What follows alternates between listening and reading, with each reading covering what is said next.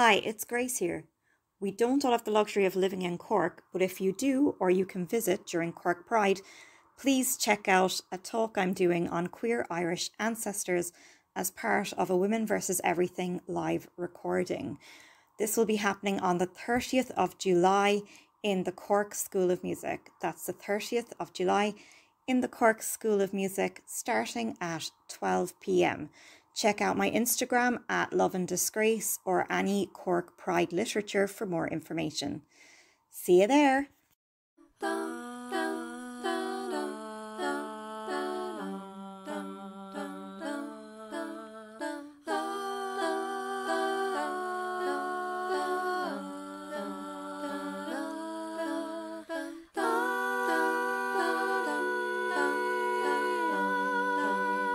Hi there, everyone, and welcome to Women vs. Everything, a podcast for your ears from our hearts and history. We talk about women's history, women's stories, modern women. Sometimes our definition of women is very vague. We've discussed people in history that might be gender diverse if they had the language and options that we have available today. We love them very much and we acknowledge their sexuality and gender identities. We also try our best to be as intersectional as possible. We support women who sex work. We talk about women who have had different impairments, women who are from different classes, different races, and we're just doing our best with that. This is my lovely co-host, Jess. Hi, everyone. Very happy to be here once again. And if you want to find us on the internet, we are in all of the places. You can find us at Women vs. Everything on Instagram. You can find us at Women vs. Everything on Facebook. You can find us at WV Everything Pod on Twitter. And if you want to email us, we are womenvseverything@gmail.com. So if you have any feedback, any ideas for the show, if you want to correct us on anything that we've got wrong, or if you just want to tell us we're amazing, we like that too. So drop us an email anytime. Yeah, if you're someone with a lived experience that we don't have, or you study a lived experience that we don't have, we would love to have you on as a guest as well. So contact us at any of those media shout out bits. And if you would like to support the show, you can support us monthly on Patreon. We are at patreon.com/womenvseverything. If you support us at any level, you get access to all of our show notes and some fun bonus material that Grace has been putting out there. And if you support us at the €10 a month or above tier, then you will get a shout out on the show. If you want to just support us on a one-off basis rather than monthly, then you can find us on buymeacoffee.com/WVEverythingPod and send us some money there, and everything that we make gets plowed back into the show. Absolutely. And if you are a broke bitch, that's totally okay. Just tell one friend about our podcast today and stand over them creepily while they download it and subscribe. Yes. Interact with us on whatever platform you're using. Press like, follow, subscribe, download, all those things. I absolutely do not stay awake at night refreshing our Podbean page and looking at our statistics. I don't look at the statistics because numbers scare me. I just want to talk into a microphone, so I let Grace do that bit. But if you interact with us on Twitter, that is me that you're talking to. Oh, yes. And if it's Insta, it's me, or the Patreon. Yes. Or the Facebook page. Yes. How you doing, Grace? How's your week been? Oh, you go first, Jess. You've got actual news. How's your week been, Jess? My week has been good. I just spent a few days in Winchester, which is where I'm doing my PhD, which was lovely. I went to a conference, which was really fun, and I got to catch up with my PhD supervisors, which was really good and really useful. And I had a little kind of nostalgia wander around all the places that I used to hang out back in the day when I was an undergrad, which was really lovely, actually. So that was a good time. And since then, I've been trying to catch up on all the work I didn't do last week. Self-employment funds. Yeah, it means that I get all the time off that I want, but it also means that when I take time off, I come back to 3 times as much work. So, you know, swings and roundabouts. Yeah, creativity. Like, I did something fun and creative. I did my first stand-up gig. That's exciting. How did it go? It was really good. So there's this great new stand-up comedy night in open mic in Cork called Giving Lip Comedy. Shout out to Carrie, who is doing great work on that.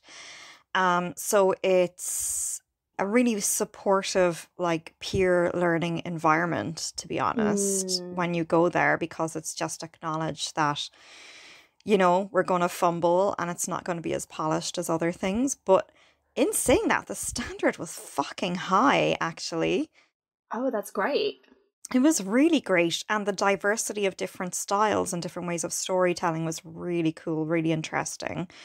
I had a lot of fun. I did a routine that I'd kind of been working on since before the pandemic, and then stupidly said I would also do this month's one. You know, I had 2 years worth of like musings that I condensed into the first one, and now I'm just like, oh no, I've done nothing in 4 weeks. But it was fun. It was really great. Yeah. That's great. And our podcast got a shout out at it. Oh, that's awesome. I also went to Dublin for a weekend, which was really nice. Just had a lovely weekend with my friend and went charity shopping. Yeah, it was lovely. Yeah. Cool. That sounds great. Oh, and my bunnies are finally bonded, or almost bonded. Oh, that's so great. So they're getting on now? Yes. So, Yay. yeah, anyone who's not been following it, my rabbits started off tolerating each other in a carrier. And just that carrier space had to be expanded gradually, and the amount of time they spent together gradually over, I'd say, the space of a month.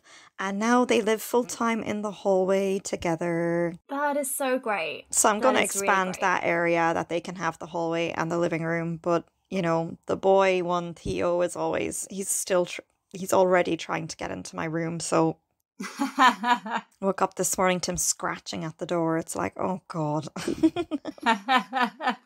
Yeah, so things are relatively calm and okay and ticking along, which is very weird.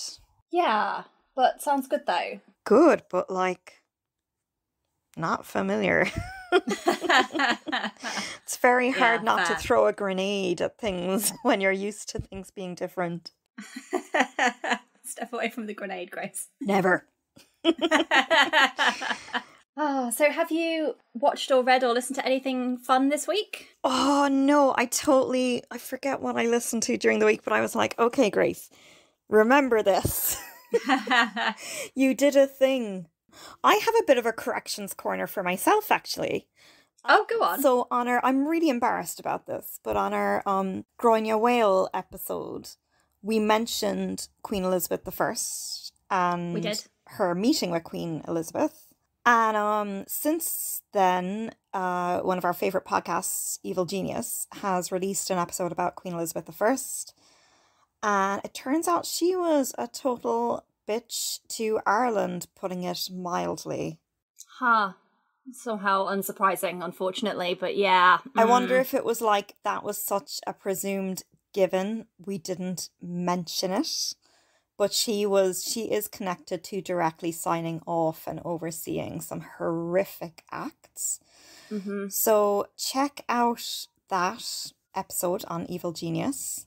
Yeah. It's interesting because I think the way we left that episode was, you know, that Groinja Whale was a complex character who could have been coerced and pressured into signing allegiance with the Brits, or also could have been, you know, a very wily anti-heroine, which she was also, you know. I think hearing how awful things were, like, it's definitely given a lot more weight towards pressure and coercion.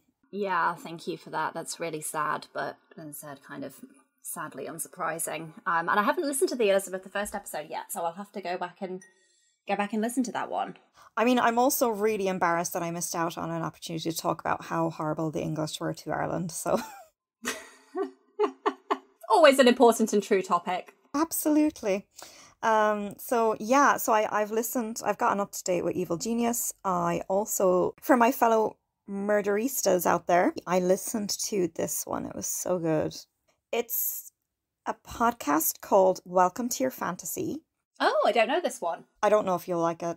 I think you will, because the true crime is more of a side note. It's 9 episodes long, and it's about the history and the creation of the Chippendales Act. Oh, huh. I bet that is really interesting, yeah. It is really fun and interesting, and I love the people she interviews. Like, I'm just like, some of those dancers that are now like older men, just from their voice, I'm like, oh, it's just some real charismatic people, some shady people, some, all like real, I don't know, I think it's a beautiful cross section of people, of interesting characters. And one of the business owners of the Chippendales was murdered, and the story is about telling that story of how that came to be. I won't give any spoilers. Okay, that sounds really interesting though. I'm going to have to go and look that one up. Yeah, from a true crime perspective, it is on the lighter note, it doesn't go into gory details, it doesn't, and the guy who was murdered wasn't a very likable character, and it's got a bit of everything without being too gory, Mm-hmm. Yeah. I enjoy true crime sometimes. I find it interesting. It's purely just when stuff is gratuitously violent that I can't be doing with it.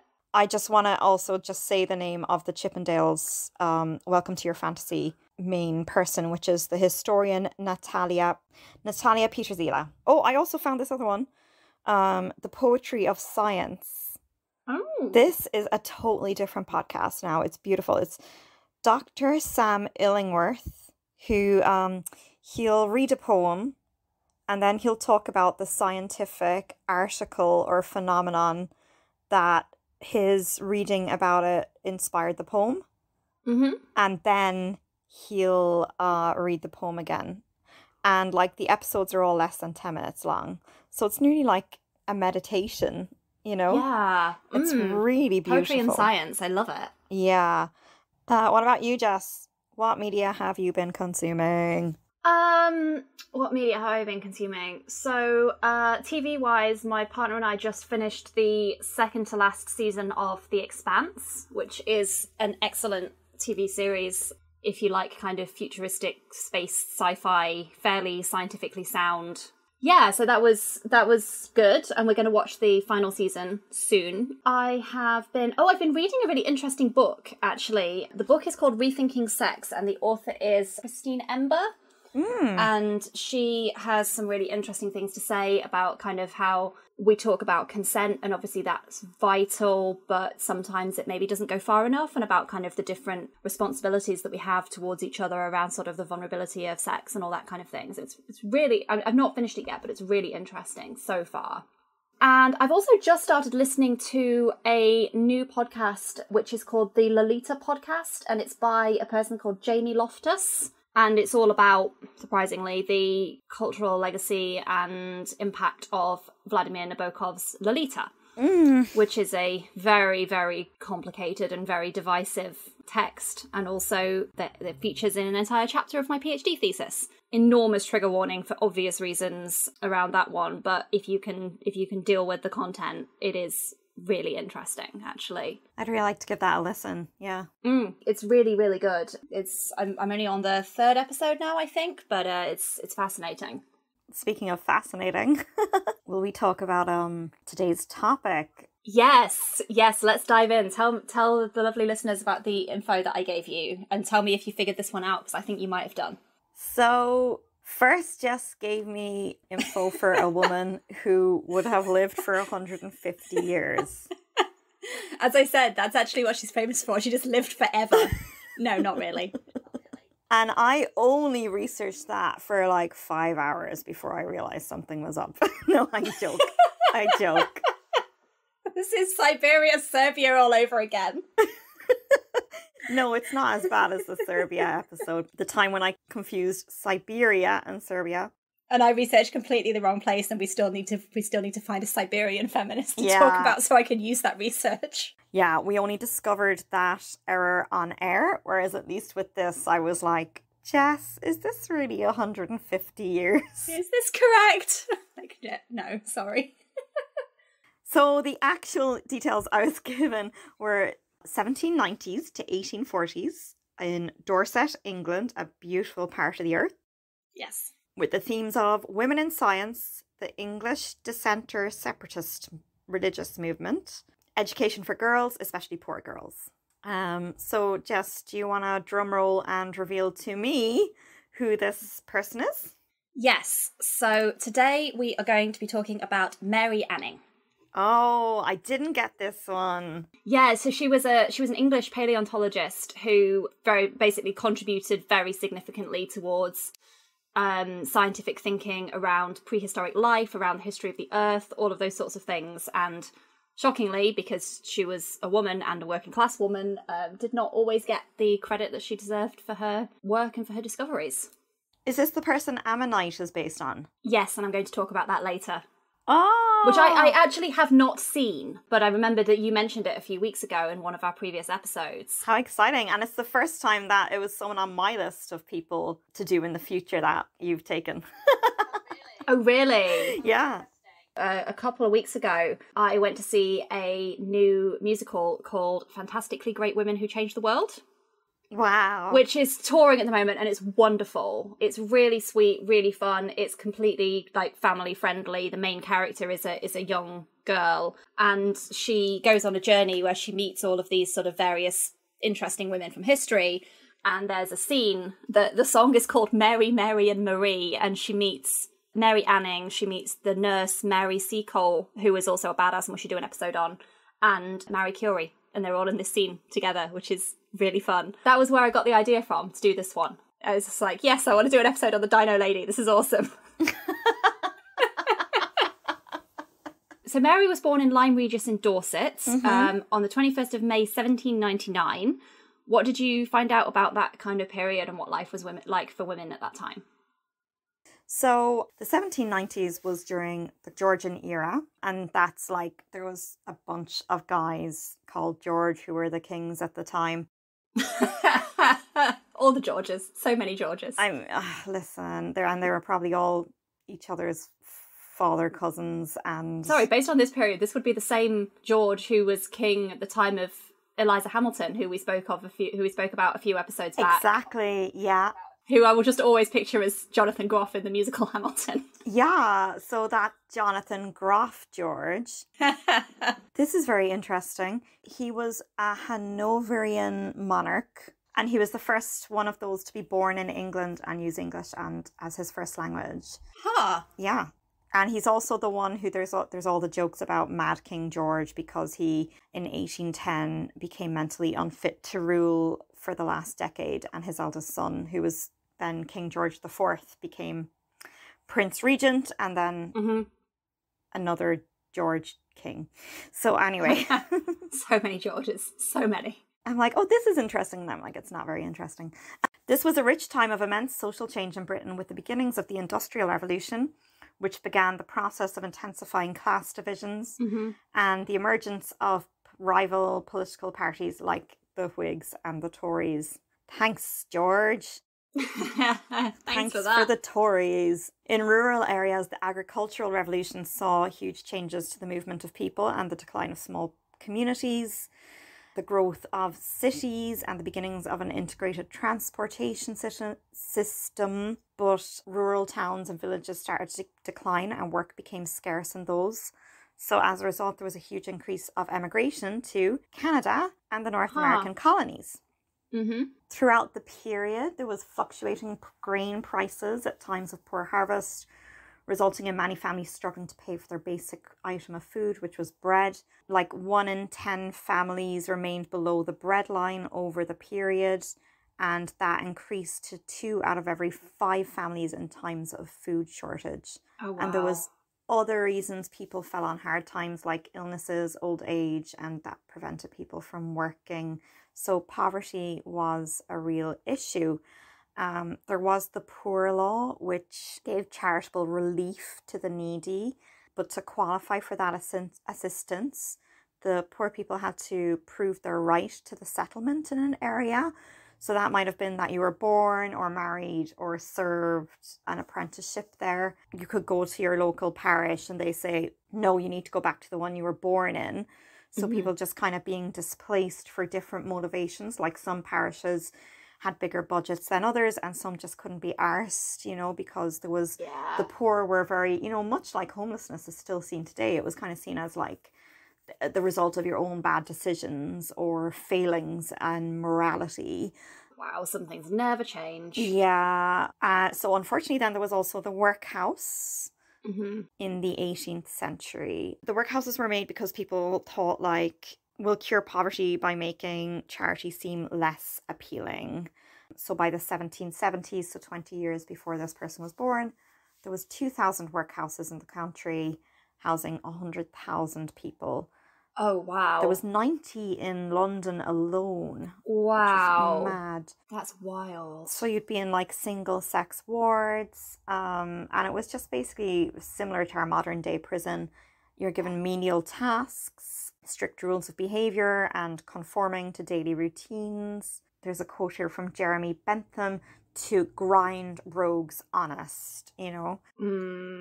And then it would vary parish to parish. Like some workhouses were very clean and comfortable and they were a haven, and they might provide like education, some healthcare and clean clothing.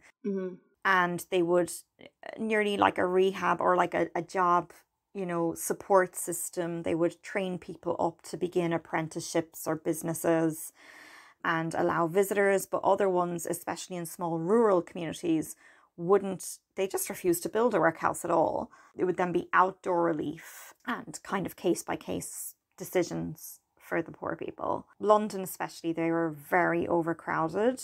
There could be 700 people in there.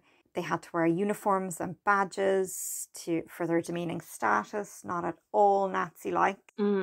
Yeah, diseases were rife and many people died and were buried or in unmarked graves. The death rate amongst workhouse children in London was over 90% in 1750.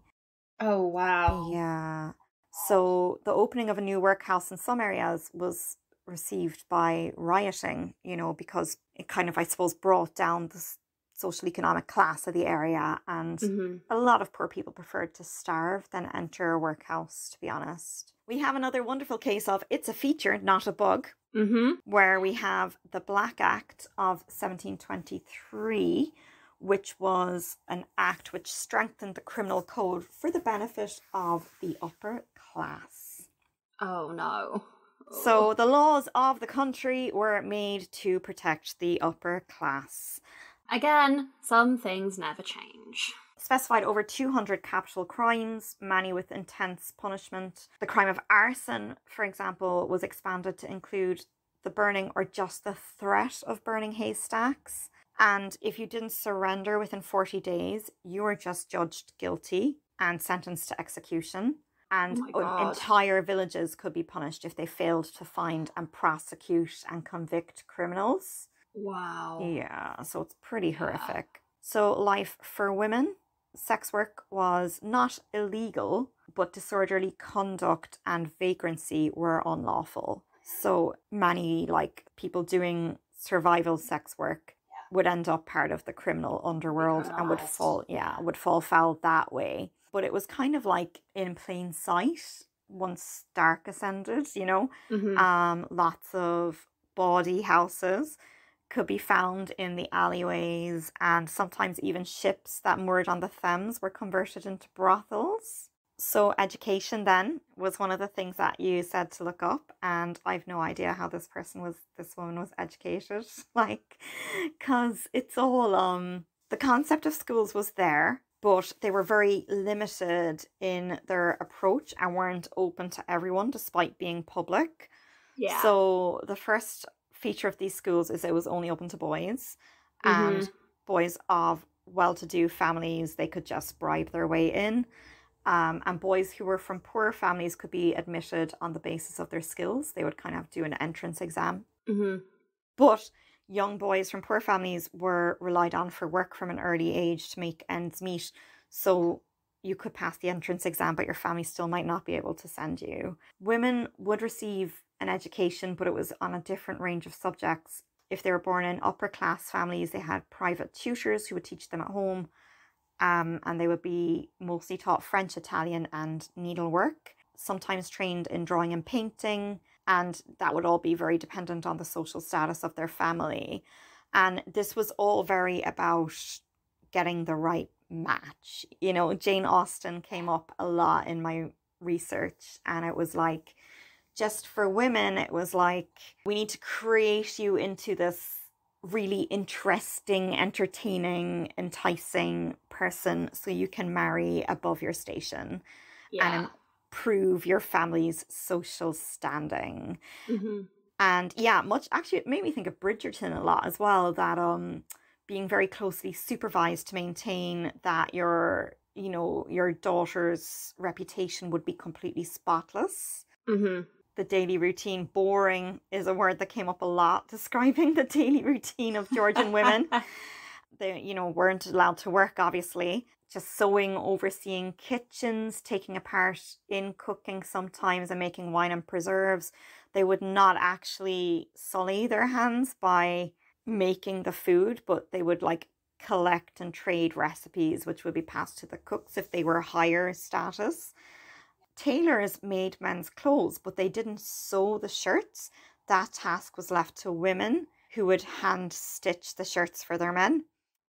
And the more mass production of clothing for babies and the poor was left to poor women as well. It's really interesting that you mentioned Bridgerton and that whole sort of world. And obviously that's, highly fictionalized. But that upper class social scene, is based on how it was. And it's really interesting because, this person that we're talking about today is really sort of in that same kind of time period, but really at like the opposite end of the class spectrum. Yeah, it's unfortunate that like a lot of what is, we've had this in previous episodes as well, a lot of what is recorded in history is the upper class experience of that time.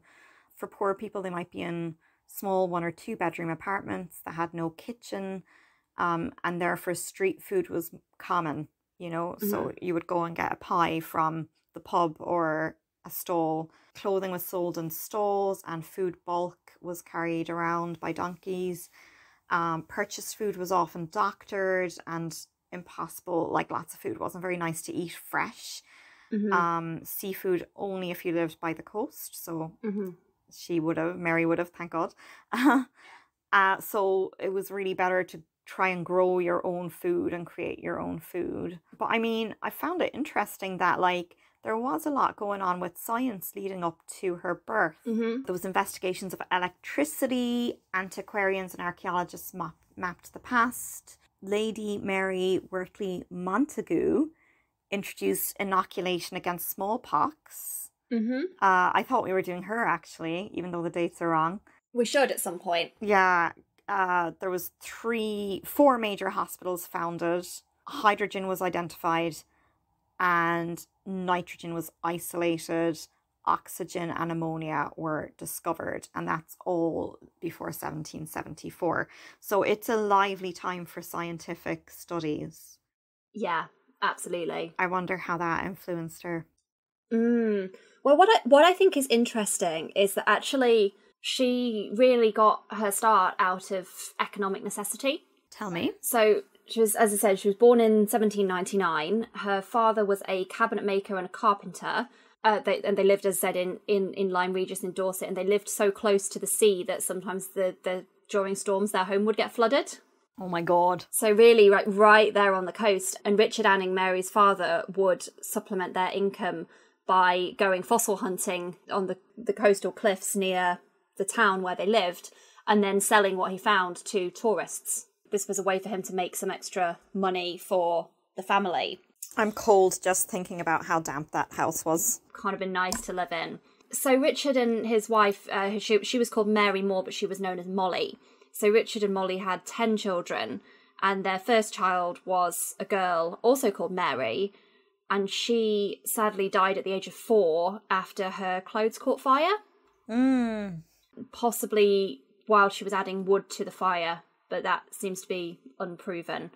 They had another daughter and another son who both died as infants. And our Mary was born 5 months after her sister's death, and she was named after her.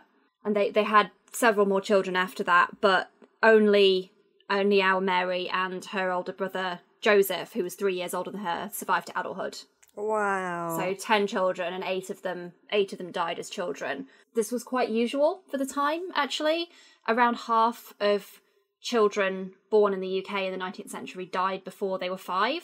Yeah, I've seen that this thing about people from other areas of history only living to 35 and stuff is actually inaccurate. It's the average age lifespan was so low because so many children died.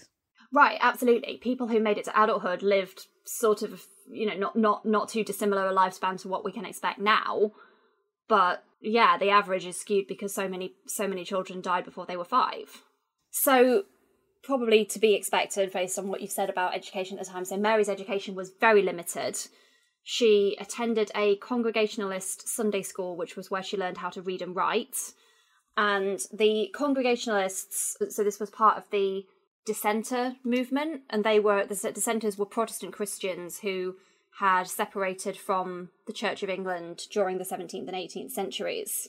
Interestingly, the Congregationalist beliefs emphasised the importance of education for poor people, whereas the more traditional Church of England doctrine did not. Yes, again, it's a feature, not a bug. Mm-hmm. The Church of England gained strength at this time, and it was very traditional and it had sensibilities that emphasised a code of honour for the upper class and suitable behaviour for everyone else, together with faithful observances of rituals. Yeah. Yeah. So there's this really interesting incident that happened in Mary's childhood, which kind of became part of local law for a while. So she was 15 months old, and she was being held by a woman called Elizabeth Haskins, who was a neighbour. And Elizabeth and 2 other women were standing under a tree watching a horse show that was being put on at the time. And lightning struck the tree, and all 3 of the women were killed. But Mary was rushed home and she was revived, and a doctor said that it was miraculous that she'd survived this lightning strike. And what's really interesting is that her family said that she'd been kind of quite a sickly baby before that happened, but then she kind of blossomed after that. So there was this sort of local law that her curiosity and her intelligence and her personality came from this brush with death from being struck by lightning. Oh my. Which I think is really interesting. Yeah. Going back to the fossil collecting and sort of how that got started. So Lyme Regis was quite a popular seaside resort at the time. Because of various things that were going on in Europe, particularly around the French Revolutionary War, which had broken out in 1792, lots of the English gentry were no longer travelling to the European mainland. And that meant that lots and lots of wealthy and middle-class tourists were rocking up in various sort of seaside locations in England. And so locals in this area would search for these fossils, these curios as they called them, and they'd give them names. So the Ammonites, they'd call them snake stones, and there's something called belemnites that they would call devil's fingers and things like that. And they sometimes attributed mystical medicinal properties to these items, and they would sell them to tourists.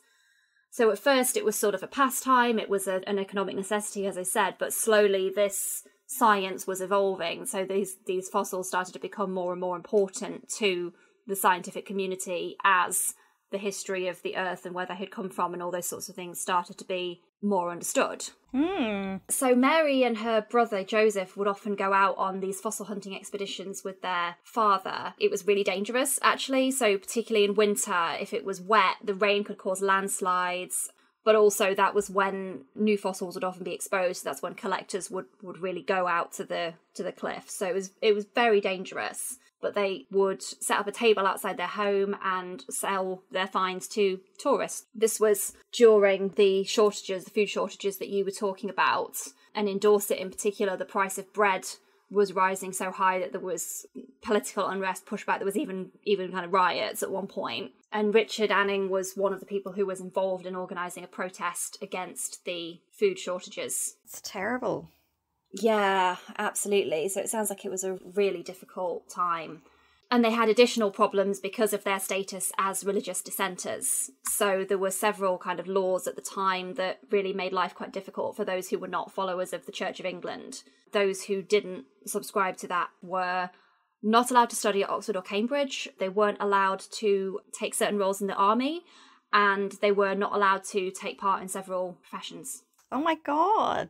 Yeah, exactly. I was really shocked by that. Really very, very heavy sort of, kind of pushback against people who didn't buy into that specific religious doctrine. Jesus. Yeah. For wanting to make the world less elitist, basically. Mm-hmm.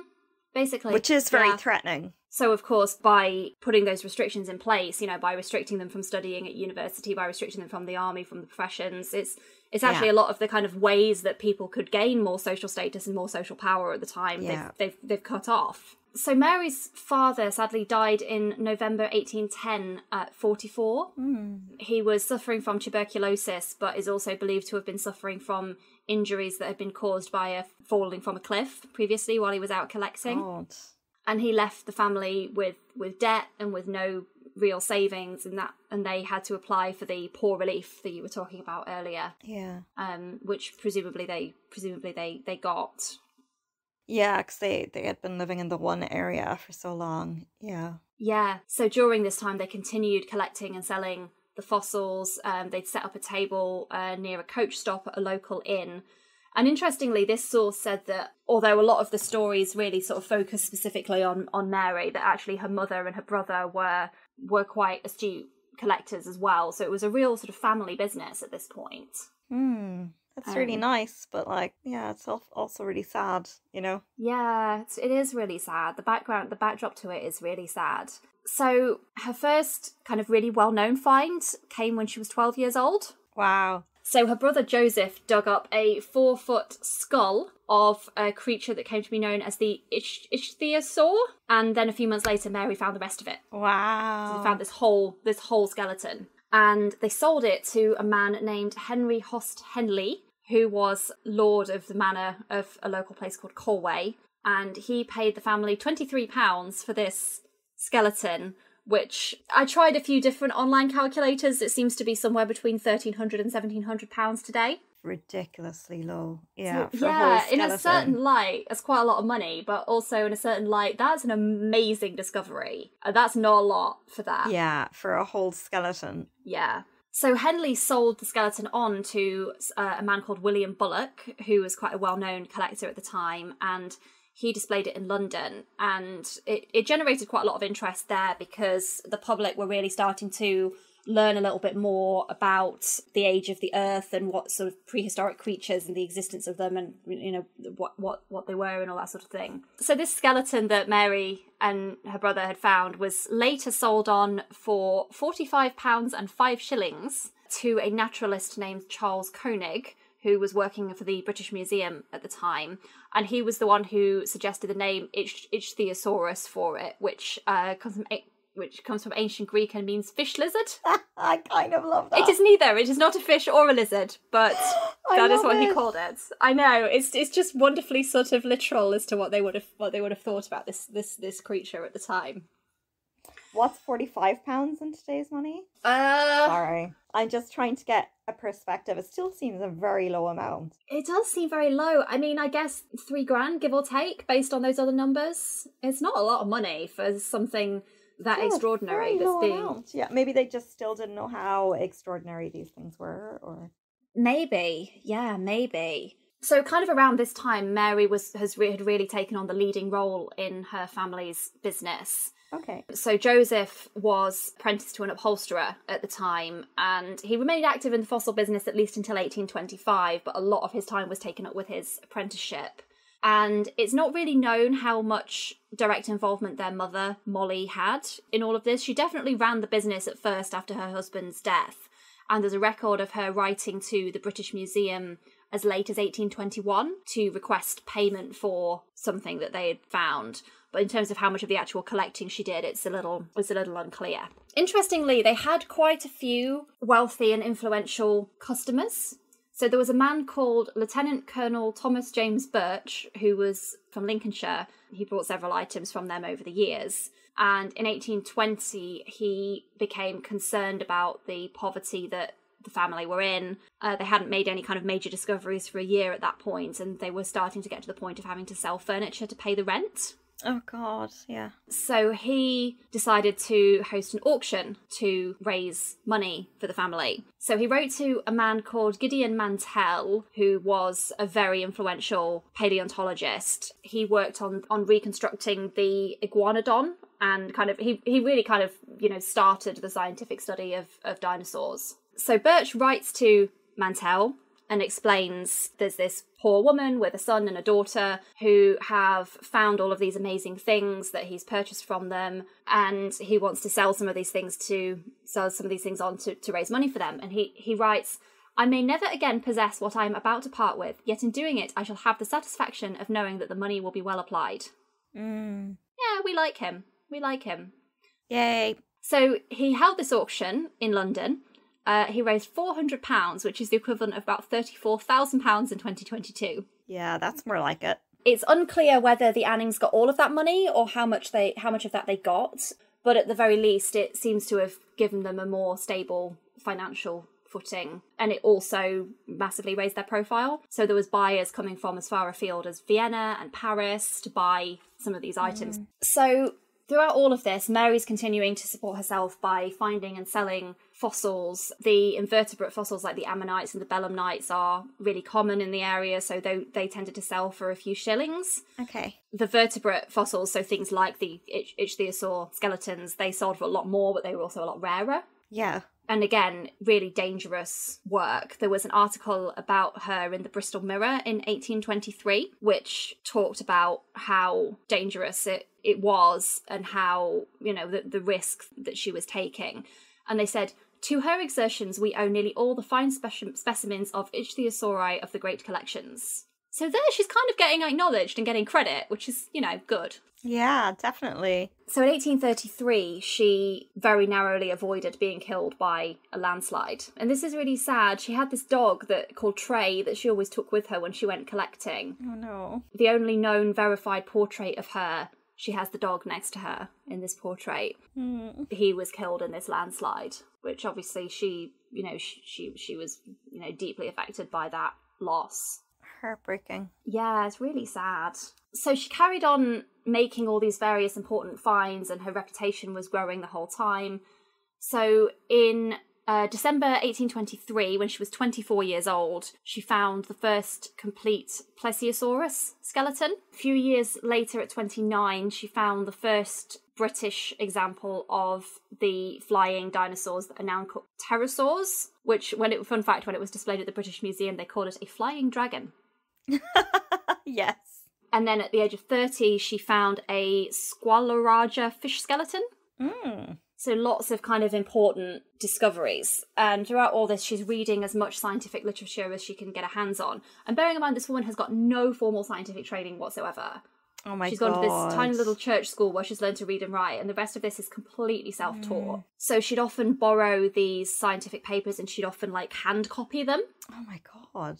I guess to have her own copy, which is amazing. Kind of like so she can make sure she gets the fair price in future. She knows what she's selling, you know, as well. Yeah. To know the value of the work she's doing. Yeah, absolutely. So she was visited by a woman called Lady Harriet Sylvester, and she wrote about Mary in her diary. And I'm just going to read this passage of what she wrote. The extraordinary thing in this young woman is that she has made herself so thoroughly acquainted with the science that the moment she finds any bones, she knows to what tribe they belong. She fixes the bones on a frame with cement and then makes drawings and has them engraved.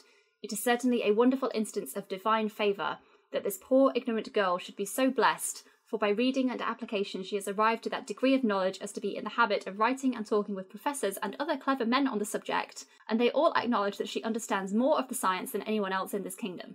Oh my God. Yeah, what a badass, right? That's amazing. Yeah, good for her. Yeah, I love this. So at the age of 27, she had managed to save up enough money to buy a property that had a glass storefront window, and then she set up her shop called Anning's Fossil Depot there. Great, love it. And yeah, and that was covered in the local paper, and over the years, many kind of important and influential geologists and collectors from Europe and even from America came to visit her and to sort of purchase things from her. So her customers included the geologist George William Featherstone Howe, who referred to her as, quote, a clever, funny creature.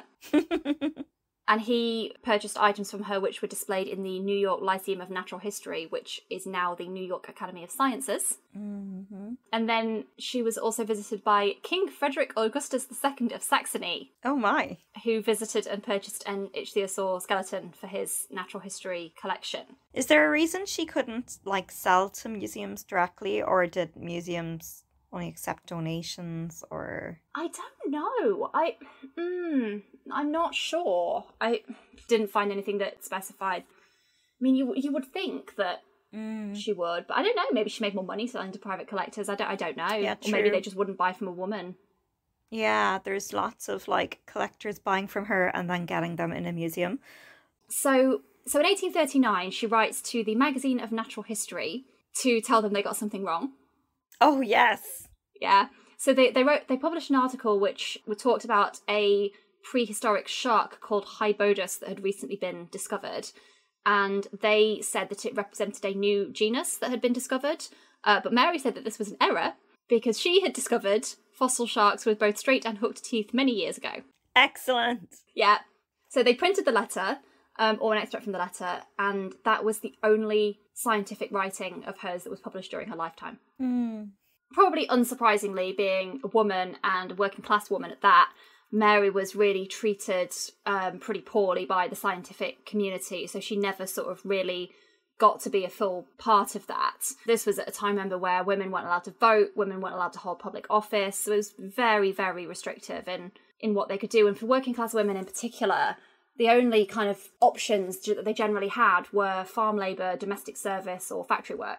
Yeah, exactly. So there was this newly formed, quite influential organisation called the Geological Society of London, which did not allow women to become members, and didn't even allow women to attend their meetings or their lectures as guests. Jesus. So even though Mary knew more about all of this stuff than most of these wealthy men that she was selling to, it was usually the male geologists who would actually publish the descriptions of the things that she found and would often publish the scientific literature, and half the time her name wouldn't even be mentioned at all. Yeah. So she's getting pretty resentful of all of this, really, which seems fairly understandable to me. There was a young woman called Anna Pinney who often accompanied Mary while she was collecting, and Anna wrote, "She says the world has used her ill. These men of learning have sucked her brains and made a great deal of publishing works, of which she furnished the contents, while she derived none of the advantages." Yeah, I think that's a fair description of what was happening.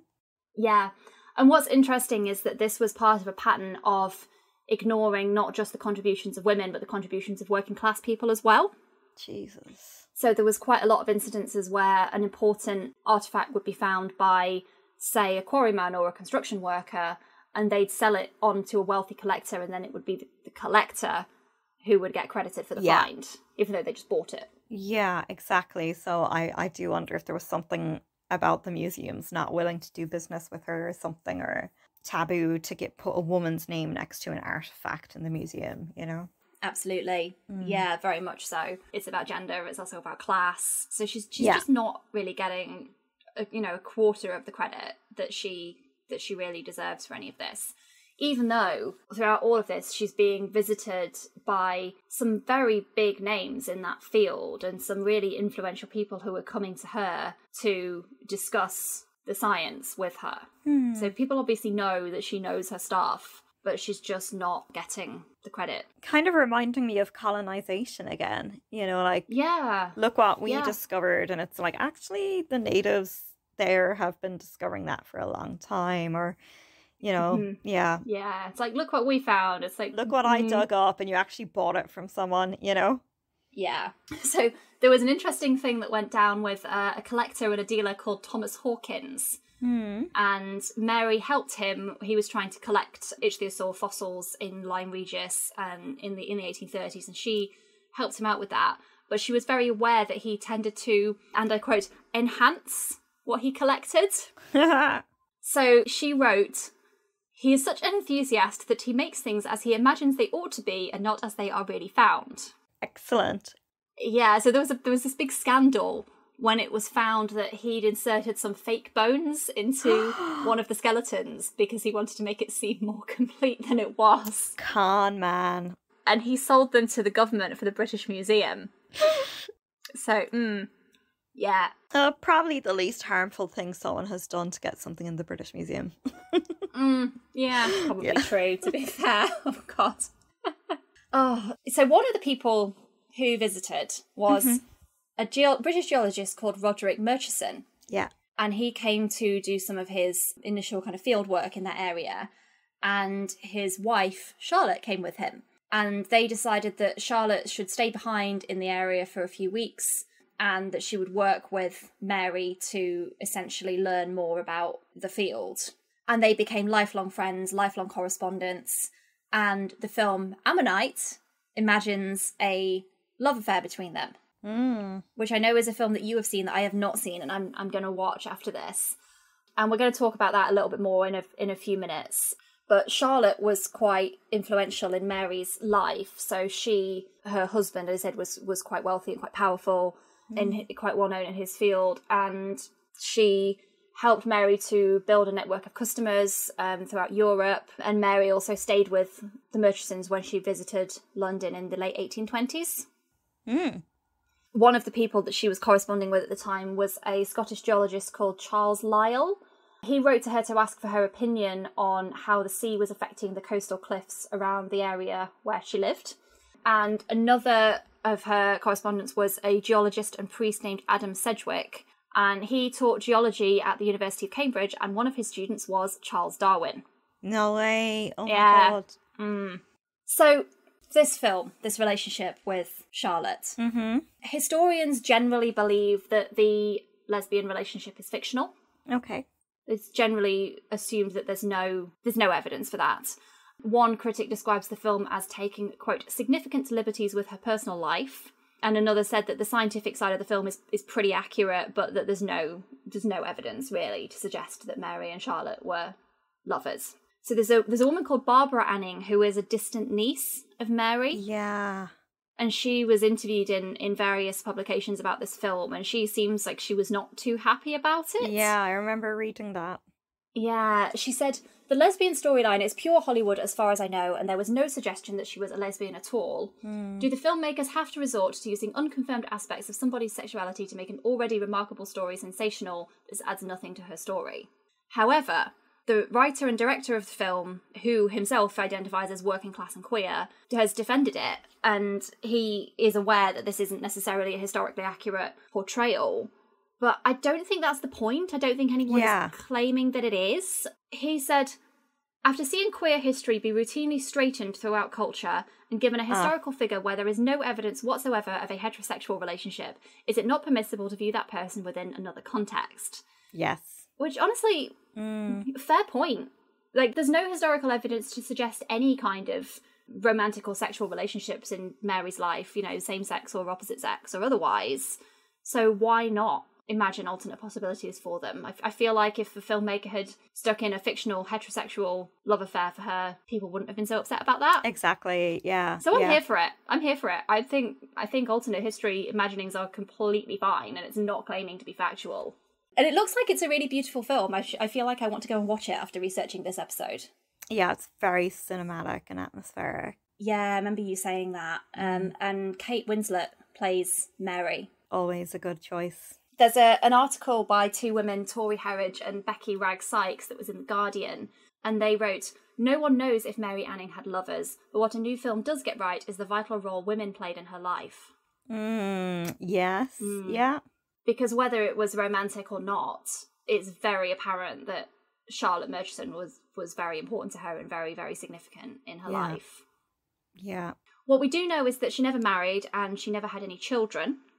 And there's no way of knowing what she might have considered her sexuality to be. I think the film is an intriguing kind of exploration of one possibility in that regard. Yeah. Yeah, and using the romantic relationships to talk about class, especially. Yes, absolutely. Yeah, because they were from very different social classes, of course. Yeah, which we see all the time with, 50 Shades of Grey. The rich man is here, and it's refreshing and another layer of nuance to change the genders that way, Yeah, absolutely. As we've already mentioned, Mary had pretty significant financial struggles throughout much of her life. And by the early 1830s, there was a really reduced demand for the things that she was selling, along with there was a long gap between any significant finds. So she was really struggling financially at this point. And she had a friend who was a geologist called Henry de la Beche, and they'd been friends since they were teenagers. And he commissioned an artist named George Scharf to make a print based on one of his own watercolour paintings, which portrayed life in prehistoric Dorset that was mostly based on the fossils that Mary had found. And he sold copies of this print to various other people in the field and his various other wealthy friends and gave her proceeds. So that kind of kept her going until her next major find, which was a skeleton of a new type of plesiosaur. Wow. Yeah, and which sold for £200. Good. That's more like it. That's a little more like it with the amount that they're selling for. And it was also around this time that she switched church affiliation. Oh, interesting. She was devoutly religious for her entire life and very active in her congregational church. And then she switched to the Anglican church, partly because there was a decline in congregational attendance. So there was this pastor called John Gleed who was very popular, and he was also a fossil collector, and he went to the US to campaign against slavery. Wow. Yeah, we like him too. Okay. And he was replaced by someone who was not as likable. And also the Anglican Church had more social respectability attached to it. As we've mentioned, being a member of the dissenters movement was quite heavily stigmatized. Mm. And some of Mary's customers and contacts, some of these influential male geologists, were clergy in the Anglican Church as well, likely also a factor. Yeah, so she had her gender, her class, and her religious beliefs as like factors that were hindering her. Yeah, there's a lot against her, so I mean, honestly, who can blame her for trying to make that a little bit easier in one regard? Yeah, exactly. It also might have been just a really nice new clergy person moved into the area she was in, and that convinced her to move to the Anglican Church, like we don't know, or... Yeah. So in the last few years of her life, her work kind of tailed off. Mm. She was suffering from breast cancer at this point, and she was taking a medication called laudanum, which is an opium-based painkiller. Mm-hmm. And as we know, opiates have a very significant effect on people, and some of the locals misinterpreted the effects that they saw, and they started to spread rumours that she had a drinking problem. Oh no. Okay. Yeah, really sad. And interestingly, we got to see at this point what a sort of high regard the geology community had for her. So when the Geological Society learned that she had cancer, they raised money to help her with her expenses while she was sick. Mm. And there was this new Dorset County Museum, and they made her an honorary member as well. So at this point, she's finally starting to get a little bit more recognition. Least they can do, yeah. Yeah. But she died in 1847. She was 47 years old, and she was buried in the churchyard of St. Michael's, which was the local parish church. Wow. Yeah. And the members of the Geological Society contributed money, which was used to purchase a stained glass window in her memory. Oh my God. Yeah, and that was unveiled 3 years later in 1850 at that same church. And it reads, "This window is sacred to the memory of Mary Anning of this parish, who died 9 March AD 1847, and is erected by the vicar and some members of the Geological Society of London in commemoration of her usefulness in furthering the science of geology, and also of her benevolence of heart and integrity of life." Wow. Oh my God. It's a really lovely story. It is really lovely, isn't it? It's sad. It's definitely sad in parts, but you can also feel like the warmth and the love that people gave her as best they could within the confines of the time, Yeah. So a man called Henry Stuart Fagan wrote an article about her life, which was published in February 1865 in the literary magazine All the Year Round, which was owned by Charles Dickens. Oh my God. This source says, although the article was largely plagiarised and was long mistakenly attributed to Dickens. Oh my God. Yeah. Charlatans, the whole lot of them. And this article was all about the difficulties that she'd overcome, and the last line of it was, "The carpenter's daughter has won a name for herself and has deserved to win it." Excellent. That's exactly right. Yeah. And one of my sources for this actually was this project called Mary Anning Rocks, which was started by a girl called Evie Swire, and she was 10 when she started this. She formed this project, and they were campaigning and raising funds to get a statue of Mary in Lyme Regis, where she lived. Yes.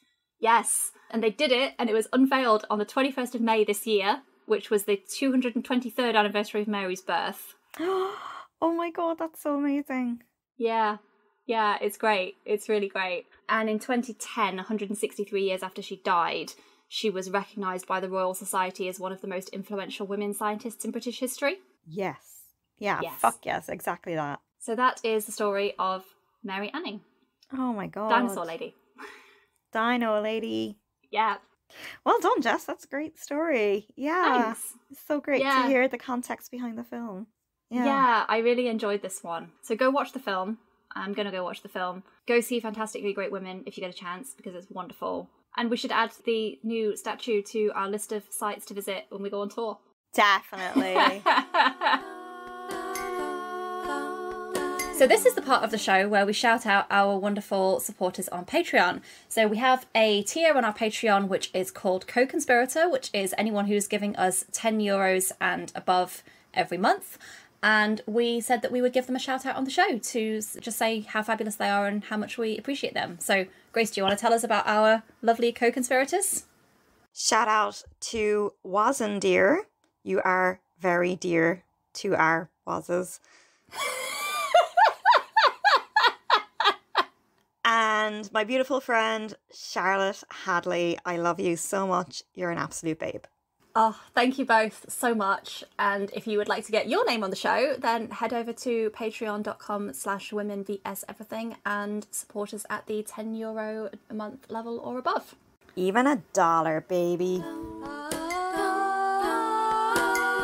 Should we do Gratitude Corner? Oh yeah, Gratitude Corner. Yeah, go on.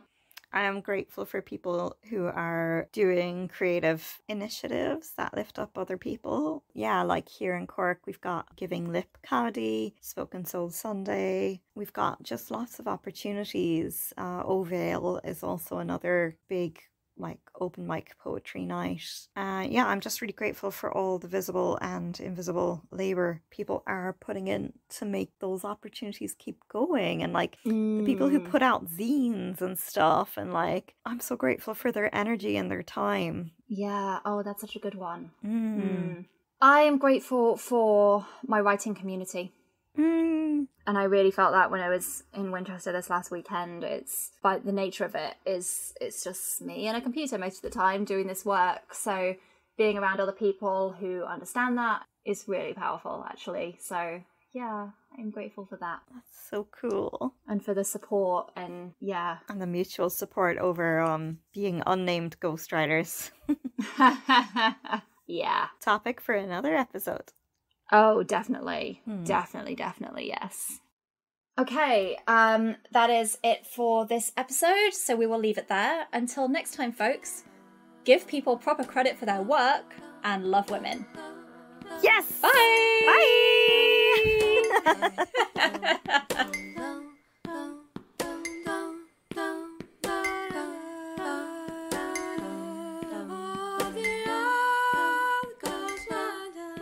That was very professional.